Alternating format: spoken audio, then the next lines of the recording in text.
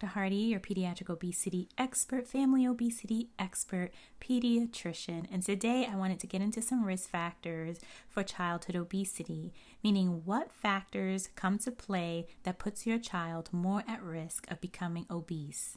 And with children, we look at percentiles of their BMI rather than the raw number like 25, 30, 35, 40 for BMI. So how do you define obesity in children?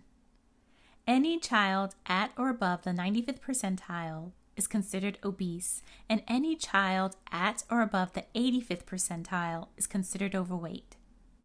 So risk number one is a sedentary lifestyle. So that's the child who really doesn't want to go outside. They rather stay home and play video games. They have minimal exercise if they have any at all. These foods tend to be low in fiber, processed, high sugar content, sugary drinks. You know the drill.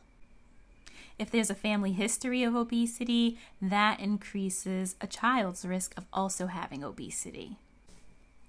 If there's a low socioeconomic status or if they're living in poverty, obviously the cheaper foods tend to be the processed foods, and so that puts them at risk for having obesity.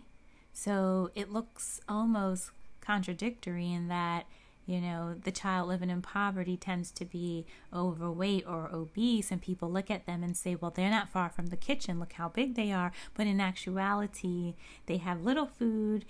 It's not nutrient-dense food. It's processed and high in sugar. And so although they are starving sometimes, they are still larger in size. The fifth risk factor is ethnic background. So minority populations like Hispanic, African American, and Latinos tend to have higher rates of obesity than Caucasians. And this is in children and adults.